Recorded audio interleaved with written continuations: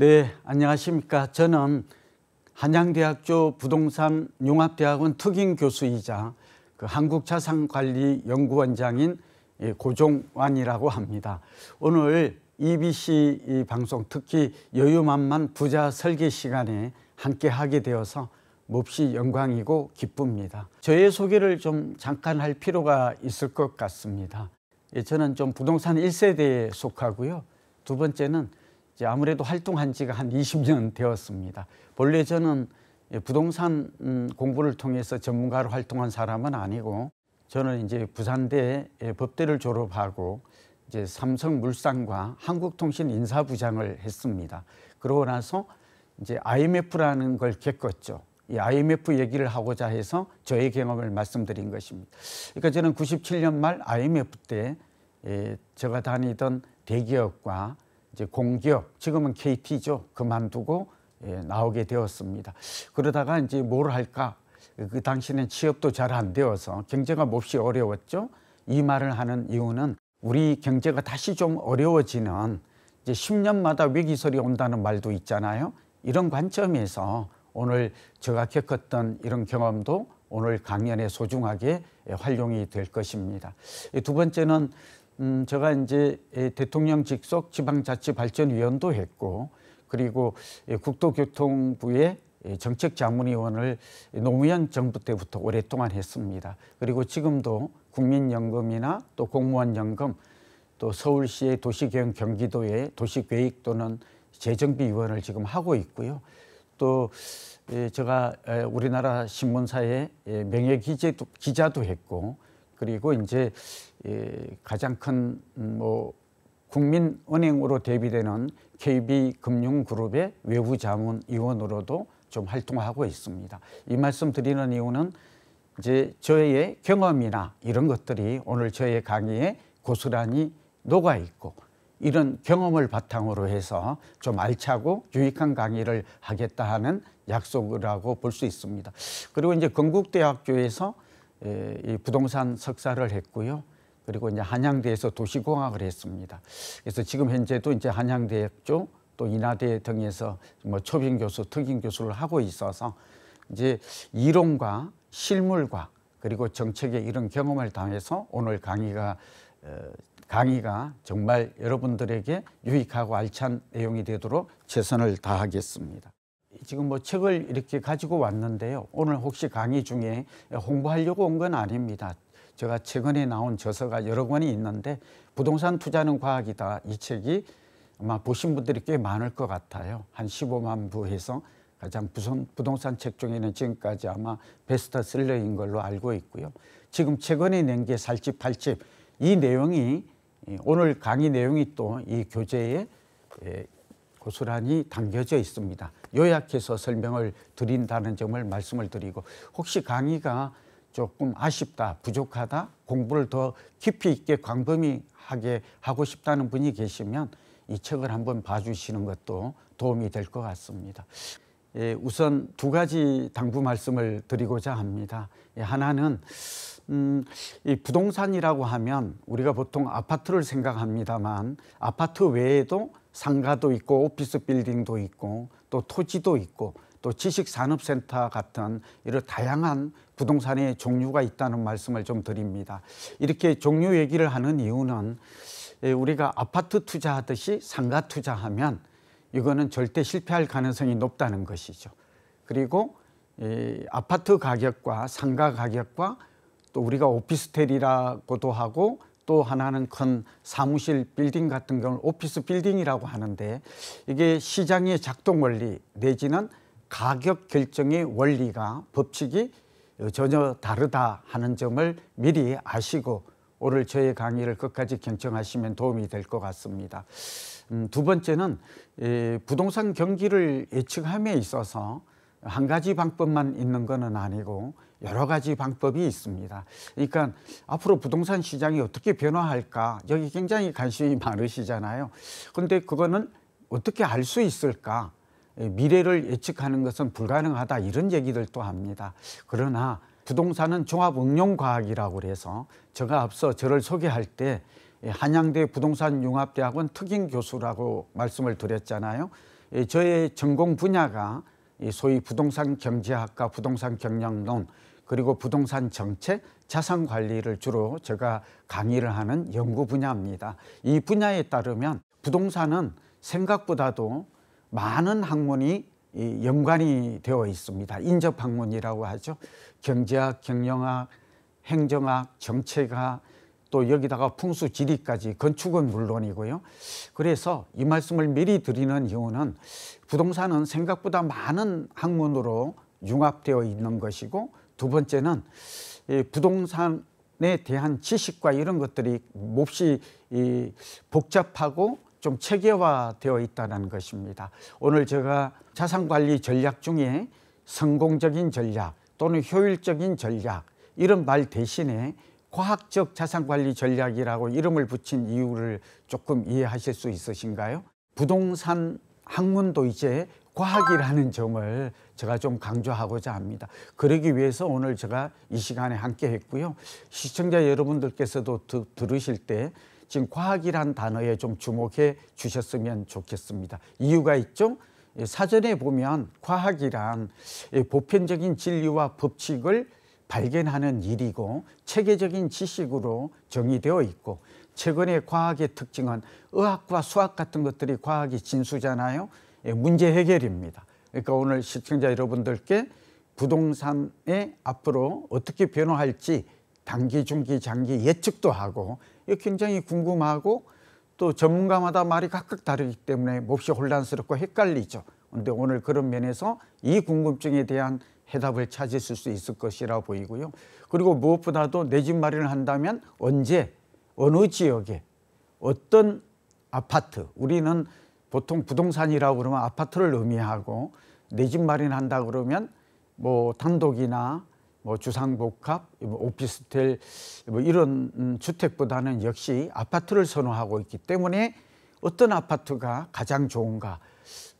그래서 저는 이제 슈퍼 아파트라는 개념을 오늘 가져왔습니다. 그래서 서론이 조금 이렇게 길어진 이유는 부동산은 첫째, 예측을 하는 학문의 영역이 부동산 경제학이 존재한다.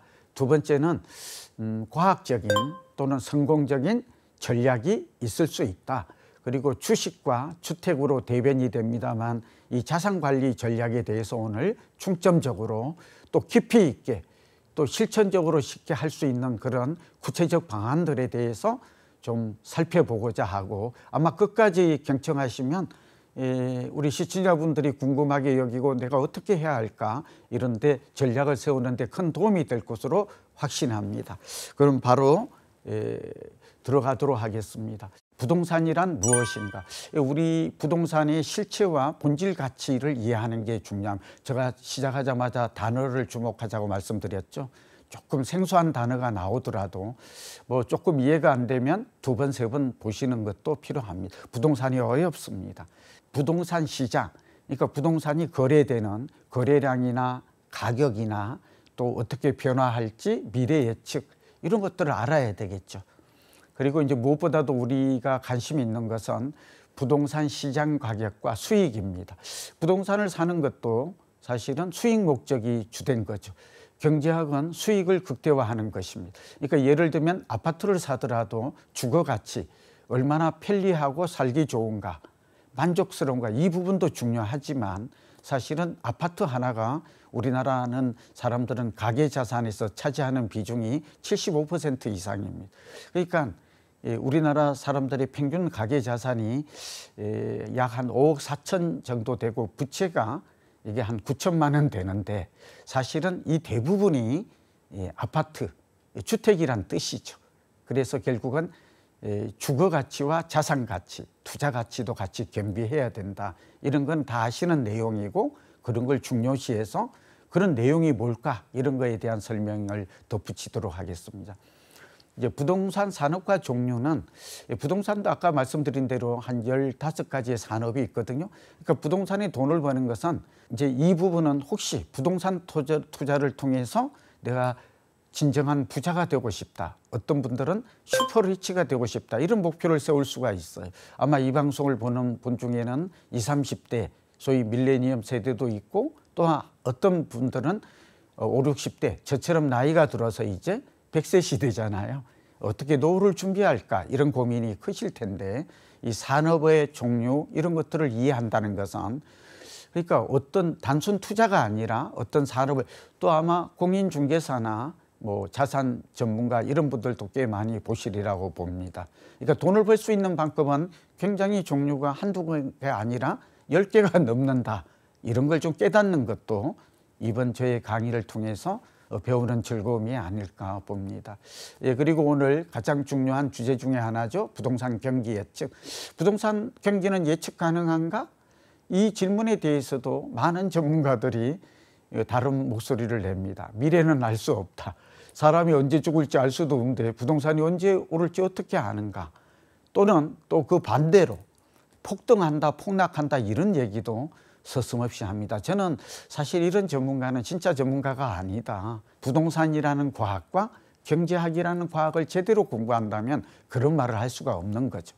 우리가 경제학은 인과성을 분석하는 과학이 본래 그런 거잖아요. 원인이 있으면 결과가 있어요. 예를 들면 금리 얘기를 오늘 좀 할 텐데 금리와 부동산과의 관계는 반대 관계, 역의 관계거든요.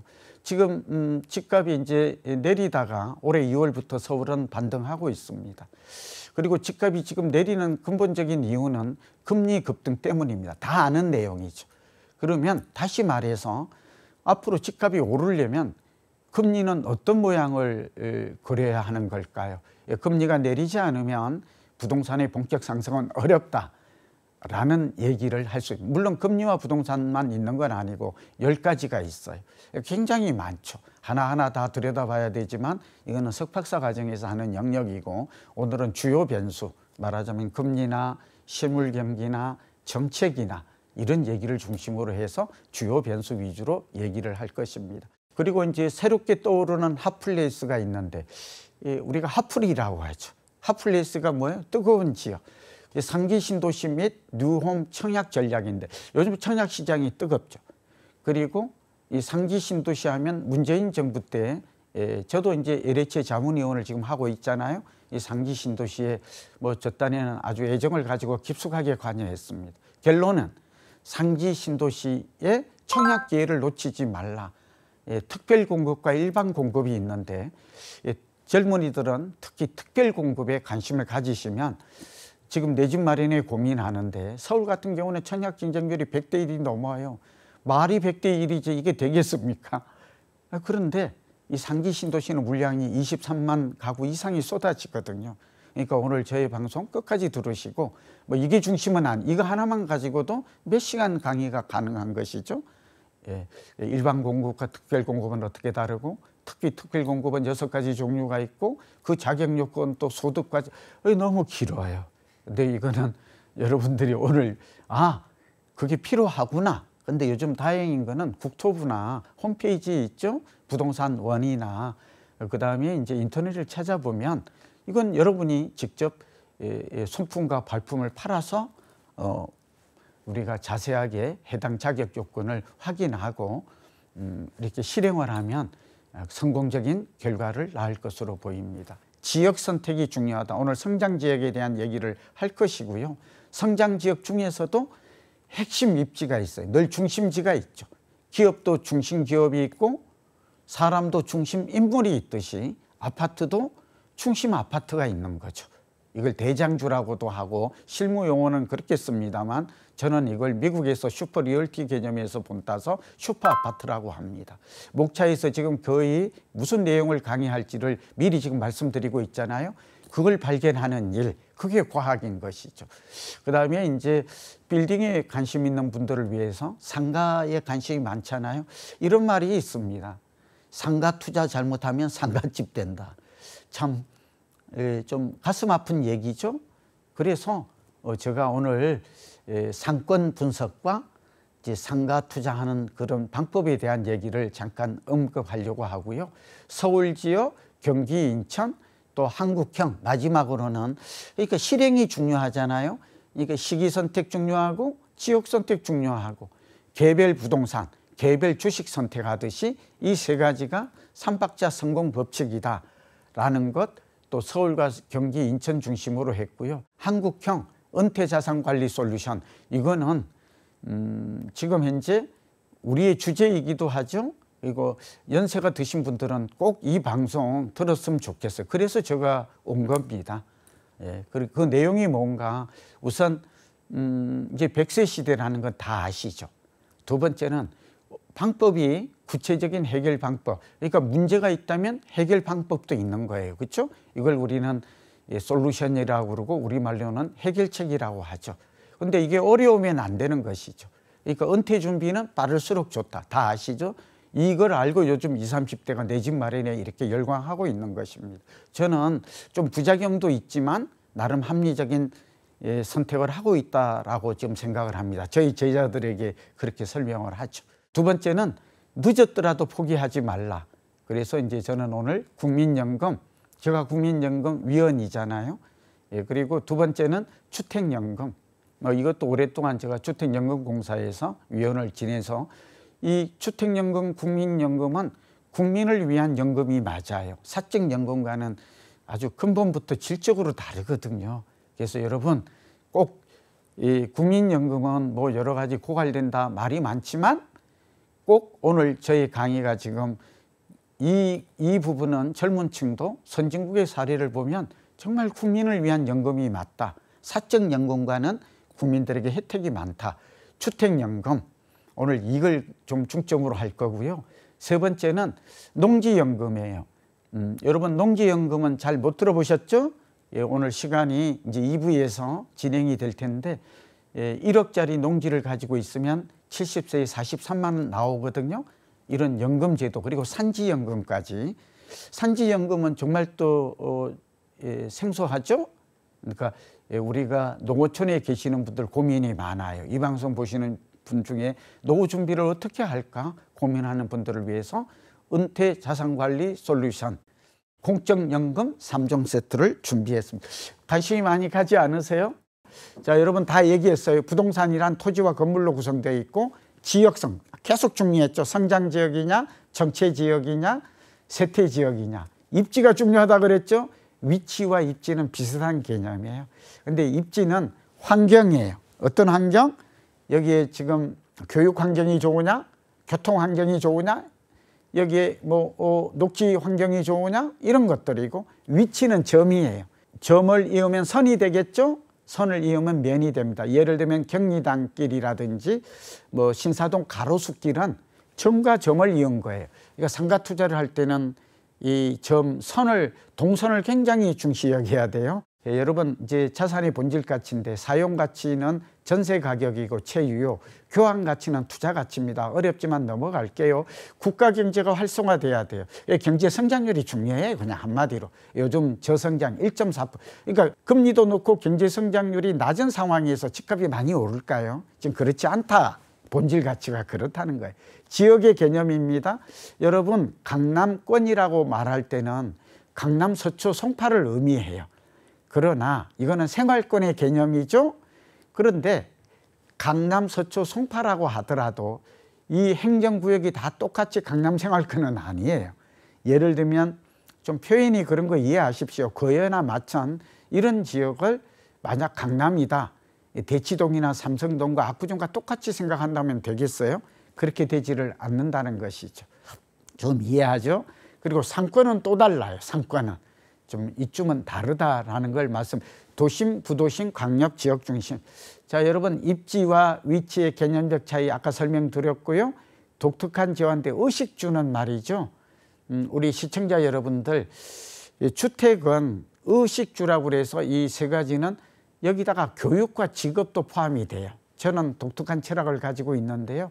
여러분 의식주 없이는 살 수 없어요. 그러니까 주택은 막 사는 곳이냐, 사는 곳이냐, 사는 것이냐, 저는 말장난이라고 생각해요. 비난하는 거 아닙니다. 이런 사람들은 굉장히 잘못하고 있어요. 뭐 월세 살면 되지? 뭐 월세 살면 주식 투자하더라도 월세 살아라, 이런 말도 서슴없이 해요. 일부 잘못된, 제가 보기에는 생각이. 주택, 의식주는 반드시 있어야 돼요. 그래서 싱가포르나 영국이나 독일은 좀 다르지만 외국은 의식은 빼버릴게요. 요즘 뭐 옷이나 먹는 것 때문에 고민하는 분은 많지 않죠. 우리가 선진국이 되었으니까. 그래서 주택은 굉장히 중요해요. 서울은 자가주택을 가진 사람의 비율이 서울은 48%밖에 안 돼요. 수도권은 절반의 집이 없어요. 그런데 이게 문제라니까요. 그래서 주거가 불안한 거예요. 전세가 집값이 오르면 집값이 오른다 그랬잖아요. 그러니까 전세가가 집값이 오를 때는 집주인은 행복해요. 전세값도 오르고 집값도 오르니까. 근데 반대로 무주택 세입자는 불행해요. 그래서 외국에는 절반이 불행하면 안 되니까 싱가포르나 영국 같은 데는 자가주택 보유율을 높여요. 우리나라는 한 60% 되는데 많이 높여주거든요. 그리고 내 집 마련은 필수예요. 선택이 아니고. 그리고 젊은이들이 내 집 마련하는 거는 심지어 싱가포르는 80% 이상이 결혼만 하면 집을 줘요. 굉장히 중요하죠. 근데 우리나라는 그런 제도가 일부가 있지만 아직 없어요. 좀 활성화될 필요가 있고요. 직업도 중요하죠. 네, 오늘은 교육과 직업이 뭐 말씀 안 드려도 그래서 주택은 필수고 영국 같은 경우에는 이런 말이 있어요. 도움이 될 것 같아요. 젊은 분 들으세요. 영국에서는 일자리를 얻으면 취업을 하면 사회생활은 내 집 마련으로부터 여기 사회생활은 직장을 갖는 것입니다. 학교를 졸업해서. 그러니까 내 집 마련에서부터 사회생활을 한대요. 그러니까 직장 들어가면 초년생이 집부터 산다는 거예요.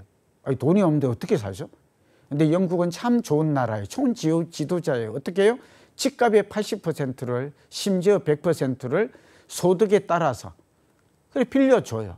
너는 앞으로 그러면 이 사람은 30년 동안 갚으면 돼요. 이 장기조리가 30년에서 50년이에요. 우리도 이제 50년 생겨. 제가 주장해서 나온 거예요, 사실은. 제가 좀 기여를 해요. 그렇게 해서 그러니까 내 집이 없다면서 막 월세가 비싸다면서 울고 이러지를 않아요. 그래서 열심히 직장 생활해서 30년 일하고 갚는다니까? 그러면 갚으면 어떻게 될까요? 대출. 그리고 은퇴는 언제 할까요? 대출금을 갚으면 은퇴한다니까 30년 이후에. 그러면 이제 뭐가 준비되어 있어요? 이 사람들 우리나라 후생제도라 국민연금이 준비되어 있고 주택연금이 준비되어 있죠. 그리고 보험이 되어 있겠죠. 그래서 노후에 걱정이 아무것도 없어요. 집을 사면 뭐를 할까요? 연애는 당연하고 결혼합니다. 그리고 아이도 낳습니다. 교육. 그리고 외국은 이렇게 돼 있죠. 미국은 완전히 그렇지는 않지만 우리가 북유럽을 가면 교육이 재미있는 게 초등학교부터 대학까지는 무료 교육입니다. 그리고 적성에 따라서 전문대학을 보내줘요. 그러면 저출산 고령화 문제가 자동으로 해결되지 않을까요? 자, 주택의 기능과 역할인데 한번 여기 잘 나와 있네요. 의식주가 되어 있고요. 요거 한번 쫙 보는 걸로 넘어갈 평생 자산이에요. 주택연금이 일석삼조예요. 주거 기능 있죠? 쉼터, 쉘터, 안식처가 돼요. 여러분 전세 살아보세요. 언제 전세 살면 전세 기간이 4년이잖아요. 평균. 주택은 10년 동안 보유하거든요. 보통 평균이. 그러니까 얼마나 불안해요. 안식처, 가족이 있어봐요. 주택이 있다는 게 너무 행복해요. 이사 가지 않고 우리 가족이 살 수 있다는 것만으로도. 그리고 투자 가치도 있죠. 잘 고르면. 또 하나가 뭐예요? 연금 기능도 하잖아요. 이 좋은 주택을 안 사면 되겠습니까? 그럼 지금 월세를 살다가 나이 들어서 집 사자, 이게 되겠습니까? 서울이나 이런 곳들은 집값이 자꾸 올라갈 텐데, 성장 지역은. 이게 결국 못 삽니다. 그리고 이제 우리나라 사람들은 은퇴자들이 60 넘어서 이게 빈곤율이 아시죠? 첫째는 빈곤율이 40%, 73세까지 일을 해야 돼요. 바람직하지 않아요. 바람직하지 않아요. 그리고 노후에 필요한 돈이 300만 원인데 지금 103만 원밖에 준비가 안 돼 있거든요. 그래서 노후 빈곤, 노후 파산, 노인들의 자살률이 세계 1위인 것은 다 이유가 있는 것이다. 세 번째는 농민들은 농지연금, 그리고 산지연금까지 해서 300만 원 어렵지 않습니다. 이거 행복의 원천이다. 여러분 이제 아까 설명했습니다. 여의도, 목동 이런 데가 뜨는 데는 이유가 있겠죠. 그냥 투기가 불어서 이거 아니라 편익 창출이 높고 주거 편익이죠. 희소 가치가 높고 최상급 입지라는 입지 프리미엄이 있고 주거 사다리의 정점에 있고 좋은 이수를 만나는 게 중요하다니까요. 그리고 우리나라 사람들은 바람직하지는 않지만 명품을 좋아해요. 명품을 하나 가지고 있어야 나를 드러내잖아요. 가방. 그러니까 주거에 이게 신분의 상징이 직업과 함께 돼버렸어요. 그리고 이들 지역은 대체가 불가능해요. 제2의 강남을 만들면 되지 않느냐라고 하는데 어떻게 만들어요? 그런 입지가 없는데. 예, 그리고 여기에 지금 이런 빌딩 같은 것들이 들어가고 대기업이 탄생하고 이게 지금 되겠습니까? 그러니까 안 됩니다. 그리고 광화문 같은 것들이 다시 태어나겠습니까? 광화문의 경복궁이 다시 들어서려면 600년 전으로 시간을 역사 문화를 거슬러야 되는데 이게 말이 됩니까? 예, 그러니까 대체 불가성이라. 우리 대체 불가 토큰 들어보셨죠? 이게 지금 10가지가 되네요. 아, 이들 지역이 뜨는 것은 그냥 뜨는 게 아니고 지금 공부가 그거죠? 기억하기 바랍니다. 부동산 시장에 할 말이 많은데 아까 했어요. 주거용, 업무용, 상업용이 있고 지역별로 지금 세분화되어 있고 그런 얘기가 지금 나오고 있죠. 시장 가치와 시장 가격이 있는데 지역이 먼저 바뀌어요. 예를 들게요. 바뀌면 인프라가 바뀌고요. 확충되어요. 예. 그 다음에 수요가 바뀌어요. 수요 공급의 원칙이 시장 작동의 원칙이잖아요. 근데 수요가 먼저 바뀔까요? 공급이, 이건 뭐가 먼저 대개 서울 같은 경우에는 공급은 그대로인데 수요가 바뀌는 경우가 많아요. 이거 수요의 이동이라 그래. 무슨 뜻일까요? MZ세대가 최근에 집을 사는 비중이 전체 비중의 42%를 넘어가요. 그러니까 20, 30대, 30, 40대가 집을 많이 사도. 과거에는 어땠을까요? 5, 60대가 많이 샀어요. 근데 5, 60대는 이제 집을 안 사고 젊은이가 집을 사요. 이 사람들이 갑자기 이 집을 안 샀더니 벼락 거지가 됐네. 그리고 이번 생은 집 사기에 망했네. 어떻게 영끌해서라도 집을 사야 되겠네. 아, 이건 잘못된 생각은 아닌데. 그리고 한꺼번에 2년 전에 몰려들었다니까요. 그러니까 수요 곡선, 수요가 증가했어요. 그러면 집값이 오를까요? 안 오를까요? 오르죠. 그리고 이제 집값이 오르면 건설사가 공급을 늘립니다. 그리고 집값이 올라가기 위해서는 반드시 거래량이 변동되죠. 가격이 오르고. 그리고 이제 계속해서 지역별로 확산된다 하는 얘기예요. 여러분, 시장 작동 원리는 수요 공급이고 단기적으로는 수요가 갑자기, 그러니까 강남이 최근에 오른 이유는 강남권에 있는 사람이 강남 아파트를 산 것도 있고 비강남권 거주자가 나 이제 강남으로 갈래. 그게 목표거든 하고 주거의 상향 이동한, 그러니까 강남권의 수요가 증가한 원인이 커요. 좀 이해되나요? 요즘 경매도 그냥 강남과 용산과 성동과 여의도 목동만 한다는 그런 보고서도 있어요. 부동산 가격인데 1차 전세, 2차 월세 꼭 알아두세요. 그러니까 전세가 먼저 올라야 한 3개월 후에 매매가 오른다. 부동산 수익도 임대 수익과 자본 수익이 있다. 부동산 산업의 종류도 많다. 부동산 경기 예측 많이 했는데 이 6가지를 꼭 기억해 주십시오. 무슨 뜻일까요? 부동산 시장이 좋아졌다, 나빠졌다. 상승이냐, 하락이냐, 뜨겁냐, 찹냐. 이 얘기 많이 하잖아요. 그렇죠? 예, 지금은 이제 부동산 경기가 2021년 10월을 고점으로 해서 수도권은 내렸다가 이제 굉장히 차가웠었어요. 혹한기가 왔다가 다시 이제 바닥에서 올라가고 있다고 그랬잖아요. 2월부터. 지금 올해 한 6개월 지금 됐죠. 이 실물 경기가 변동할 때 지금 실물 경기는 좋지 않아요. 오히려 내려야 돼요. 그래서 지방은 지금 아직 따뜻한 온기가 없어요. 지역 경제가 활성화될 때 이 얘기는 지금 용인이 대표적이잖아요. 땅값 많이 올랐죠. 용인의 남사업이라고 들어보셨어요? 여기에 이편한 세상이 있는데 대규모 저도 강의를 이쪽에 분양할 미분양이 이게 3억 했던 34평 84제곱미터가 5억으로 뛰었어요. 이 부동산 경기가 안 좋을 때 지방에 있는 분들은 깜짝 놀랄 거예요. 아니, 한 2달 사이에 이게 갭 투자가 3천만 원 했거든요. 3천만 원 투자해서 아까 자본 수익을 거둔다는 관점에서는 성공한 거 아니에요? 그러니까 1억 정도면 세 채를 샀다면 그런 분이 저 주변에 있어요. 예, 그러니까 어떻게 됐을까요? 2억이니까 6억을 벌은 거잖아요. 금리가 변동할 때 여기 영향이 오죠. 이제 금리가 좀 내렸기 때문에 좀 수요가, 그러니까 특히 특례 보금자리 이론이라든지 생애 최초 주택 이런 것들은 실수요자들이 집을 삼으로 해서 상당히 이 금리도 좀 이 정책 금리가 내렸고 또 이로 인해서 내 집 마련한 것은 저는 그나마 좀 잘한 일이다라고 봅니다. 해외 부동산, 지금 외국은 부동산 경기가 안 좋아요. 예, 미국이나 홍콩이나 지금 안 좋아요. 그래서 한국만 유달리 오를 수는 없어요. 예, 그런데 우리나라는 이미 올랐다가 훅 꺼졌기 때문에 다시 많이 내릴 가능성은 적지만 그렇다고 해서 급등도 하기 어렵다 하는 얘기를 같이 해요. 심리가 중요하죠. 근데 심리는 상당히 변동하는 겁니다. 자, 이런 여러 가지 방법이 있고, 지표라는 말 인디케이터라고 부르는데요. 우리가 지금 앞으로 부동산 경기가 좋아질까 나빠질까 이게 궁금하잖아요. 그럼 뭐를 보고 알 수 있어요? 그냥 눈을 감고 점을 칩니까? 그래서 안 되잖아요. 경제도 예측이 가능합니다. 그 선행지표가 부동산 경제에서의 선행지표는 중요합니다. 1위가 거래량입니다. 거래량은 가격의 1, 2분기 선행합니다. 그러니까 서울 지역의 아파트 가격이 오를 때는 갑자기 오르는 게 아니다 이 말이죠. 원인과 그럼 원인은 어떻게 알아요? 알 수가 없죠. 학문적으로는 거래량이, 그러니까 평균 거래량보다 30% 이상 또 거래가 1, 2분기 이상 지속적으로 증가하면 가격이 오릅니다. 굉장히 중요한 거 배우셨죠. 모르는 분도 많아요. 두 번째는 인허가 물량이나 분양 물량. 그러니까 인허가 물량, 착공 물량, 분양 물량 이거 중요해요. 예를 들면 지금 서울 지역에서 이제 전국적으로도 공통적인데 인허가 물량이 줄어든다고 그래요. 착공 물량이 왜 줄어들까요? 금리가 오르고 분양이 잘 안 되니까. 서울은 좀 잘 되지만 수도권까지. 그러면 결국은 지금 분양 물량이 40% 줄었다는 것은 이렇게 해석할 수 있어요. 예측가. 인허가 물량은 인허가를 받고 입주 물량이 중요하죠. 입주할 때까지 걸리는 기간이 4, 5년이에요. 그리고 우리가 보통 착공을 해서 입주할 때까지 우리는 선분양 제도니까 이게 한 3, 4년 정도 됩니다.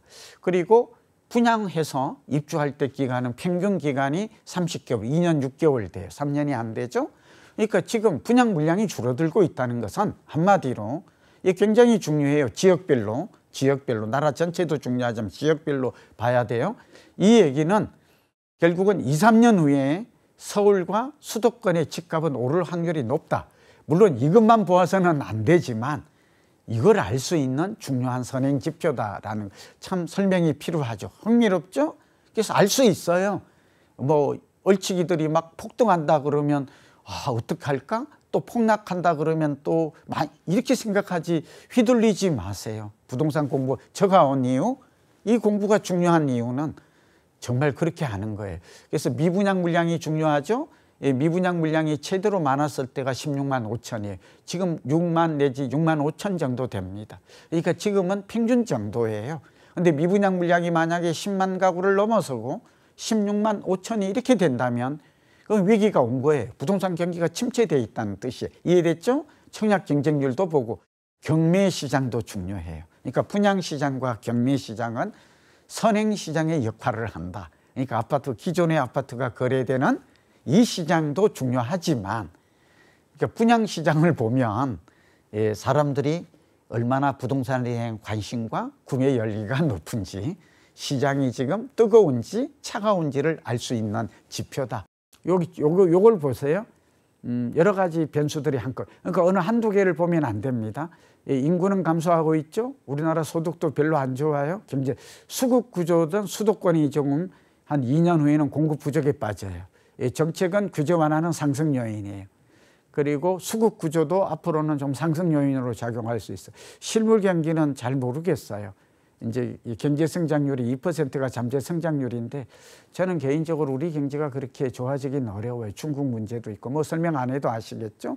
금리는 내년 하반기 되면 내릴 것 같아요. 그러니까 미국이 금리를 내리면 금리 동조화 우리도 내릴 거예요. 그게 정확하게. 그리고 미국이 금리를 내리려면 물가가 안정돼야 되고 우크라이나 전쟁이 끝나야 돼요. 안 그러면 원자재나 곡물 가격이 내리기 어렵다 하는 얘기를 드립니다. 두 번째가 경기순환 변동론인데 이거 꼭 강조하고 이해하셔야 돼요. 우리나라 부동산 경기는 사이클이 있어요. 사이클 아시죠? 상승 사이클과 하락 사이클. 그런데 이게 우연인지는 몰라도 우연은 아니라고 봐요. 하나의 법칙이라고 저는 해석하고 있어요. 우리나라에서 10년 주기설을 가장 먼저 주창한 사람이 바로 저입니다. 15년 전에 부동산 투자는 과학이다 이 책을 쓸 때 일본에 보니까 15년 주기설이 있어요. 미국에 20년설이 있어요. 근데 지금은 학계도 거의 받아들입니다. 내용이 뭔가 집값은 아파트예요. 주로 5, 6년 상승하면 5 내지 6년 상승하면 4 내지 5년 하락하는 사이클이 주기적으로 반복된다. 꼭 암기하기 바랍니다. 기억하기 바랍니다. 이것이 가장 장기 사이클에서는 중요한 것이. 여기서 주목해야 될 숫자가 5년입니다. 5년입니다. 왜 5년이죠? 5 내지 6년 상승하면 4 내지 5년 하락한다고 그랬잖아요. 그래서 5년마다 부동산 시장에 변곡점이 옵니다. 크게 보면. 그러니까 이것만 잘 알고, 그러니까 내 집 마련 기회도 삼을 수도 있고, 부동산 투자를 통해서 돈을 벌고자 하는 사람은 이 법칙을 이용하면 저점 매수와 고점 매도가 가능한 것이죠. 여기서 저점 매수라고 하면 사람들은 발바닥인 줄 알아요. 그리고 머리 꼭지인 줄 알아요. 이 개념이 아니에요. 여기서 주의해야 돼요. 무릎에서 사서 어깨에서 팔으라가 절대적인 투자 격언이에요. 워렌 버핏 같은 이 세계적인 투자의 구루들은 주식이든 주택이든 무릎에서 사서 어깨에서 팔으라. 이 말 오늘 꼭 기억해요. 근데 어떤 분들은 이런 말을 해요. 욕심이 가득한 분들이죠. 나는 생선을 먹어도 생선 머리에서 꼬리까지 다 먹어야 직성이 풀립니다. 근데 이분들은 실패할 가능성이 높아요. 그리고 바닥인지 꼭지인지는, 저점인지 청점인지는 사실은 아무도 몰라요. 신만이 아는 거예요. 오를지 내릴지는 알 수 있어요. 사이클이 있다고 그랬잖아요. 좀 더 설명이 깊이 있는 설명이 필요합니다만 이것만 아셔도 굉장히 좀 중요하다. 많이 오르면 많이 내립니다. 아시겠습니까? 그럼에도 불구하고 어때요? 오르면 4, 5년 이 자세히 그리고 우상향해요. 그러니까 집값은 결국 2040년까지는 특히 서울과 수도권은 그러하다라는 점을 우리가 알 수 있어요. 지금 내리면 좀 오를 수 있다는 것이죠. 자, 여러분 주택 보급률을 보시고요. 105가 적정해요. 여기 수도권은 부족하고 광주나 대전이나 부산, 대구는 공급 부족이 아닙니다. 그래서 집값이 많이 오르기 어렵습니다. 그리고 앞으로도 지금도 미분양도 많지만 땅이 많아서 얼마든지 지을 수 있습니다. 인구 1000명당 주택수도 중요하고요. 토지 시장이 중요한데 땅값이 오르면 집값이 오른다. 땅값이 오르면 집값이 많이 내려가기 어려워요. 저 말 이해가 되시나요? 그런 관점에서 땅값이 오르고 있다는 것은 이제 부동산 가격이 오를 확률이 높다. 이거 굉장히 중요한 얘기죠. 그러니까 거래량, 전세값, 땅값을 세 가지 지표는 눈여겨서 보아야 돼요. 거래량이 이제 줄어들고 있어요. 건설 시장 쭉 넘기고요. 상기 신도시 아까 강조했죠? 보시기 바랍니다. 놓치면 안 돼요. 젊은이는. 이게 특공이 많거든요.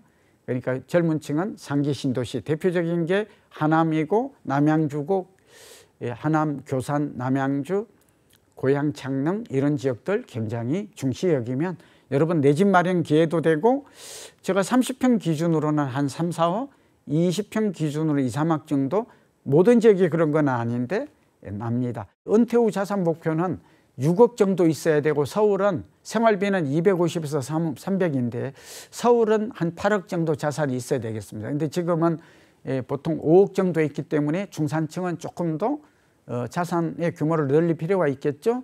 구체적 방법론이 중요하죠. 문제 해결. 국민연금은 100만 원 반드시 있고, 그다음에 주택연금은 3억짜리 주택은 있어야 돼요. 저는 4억짜리 주택이 있으면 120만 원 나오기 때문에 4억 이상의 주택은 70세 이후에 국민연금이 아니 주택연금이 120만 원, 농지연금이 42만 원 나오거든요. 굉장히 중요하죠. 농지연금이 있다는 것. 그다음에 여러분 수익형 부동산 예금 보험 같은 걸로 하면 좋고, 화면에 4억짜리 주택을 70세 하면 120만 원 정도가 나와요. 그래서 여러분 300만 원은 반드시 노후에 따박따박 통장에, 그래서 부부 종신보험의 성격이 있어요. 공적보험에. 그래서 국민연금, 공무원연금, 농지연금은 주말농장으로도 쓸 수 있고, 그렇죠? 요즘은 작업자족도 할 수 있어요. 농산물을 계속, 요즘 그 기후변화 때문에 농산물에 대한 관심도 높지 않아요. 그래서 농지연금도 가져왔다. 여러분 이 월 300만 원, 자산은 6억, 수도권은 8억 정도, 아파트 한 채면 가능해요. 수도권의 아파트 한 채 가격이 8억이에요.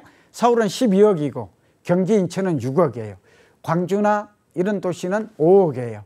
그 다음에 지방에 이런 데는 2억 4천이거든요. 좀 이해되시나요? 그러니까 아파트 한 채, 농지 하나만 잘 골라도 여기에 약간의 현금과 여유 자금한다면 우리가 노후를 그리 걱정할 일은 아니다. 이제 오늘 방송 보셨던 분들은 이제 그 계획과 목표를 정하고 하나씩 이를 실천해 나가면 우리 행복한 노후를 맞을 수도 있다. 너무 걱정만 하고 고민할 게 아니라 문제 해결, 솔루션을 찾아서 지금부터 하나씩 실천하는 게 중요하고 내 집 마련은 필수다.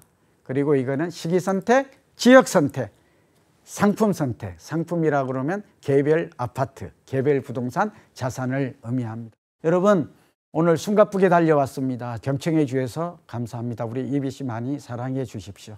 건강하시고 행복하십시오.